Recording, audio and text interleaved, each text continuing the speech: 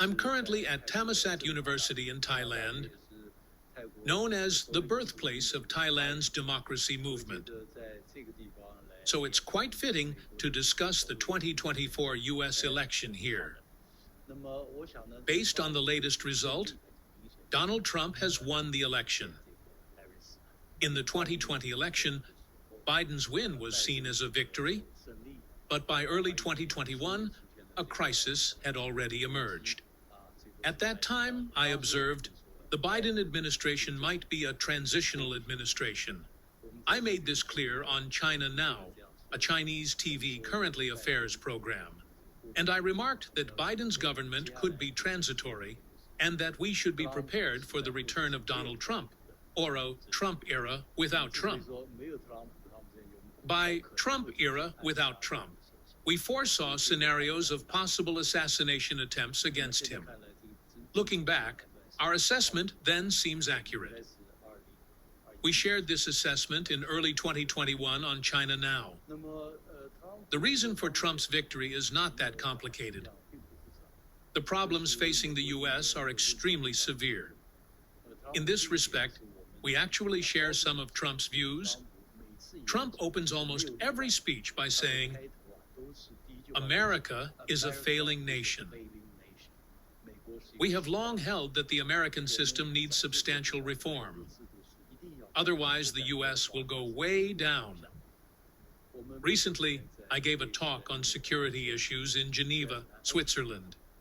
During my speech, I joked with our European friends, saying, "Europe has lost its independence and autonomy, which is why you're so much concerned and worried about who will take office in the White House in November." I said, "The Chinese are not worried, and we watched the U.S. election with ease and even amusement, and we know that system is broken. And whoever takes office, we're prepared to deal with him or her on his or her own merits, and we're confident in our national strength." I went on to say, "We're watching the American election like a live episode of House of Cards." In fact, based on my observations, many Chinese people would slightly prefer a Trump return. I recall Chairman Mao Zedong once said he preferred the American right wing, not the Chinese right, but the American right. The American right focuses on American national traditions and is less preoccupied with universal values stuff or left-wing issues like LGBT rights. They are often more pragmatic and more likely to confront the real challenges facing America today. This election draws a sharp contrast. Trump's camp consistently emphasizes two main issues: the struggling U.S. economy and immigration.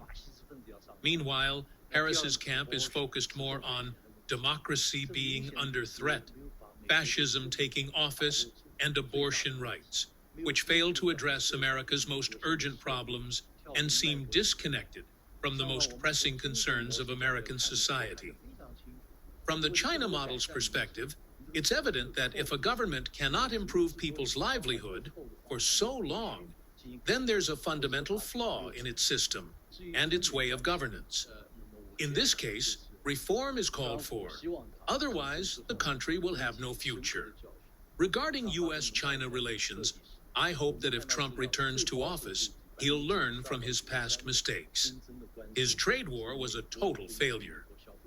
Conservative estimates show that 92 to 93% of the tariffs imposed on China were borne by American companies and consumers. Now he's talking about increasing tariffs to 60%. Frankly, that would be a disaster for U.S. economy, and its inflation will soar. The tech war he initiated, which Biden escalated even further, is also destined to collapse, and it's on the verge of total collapse. The financial war appears to be heading the same way.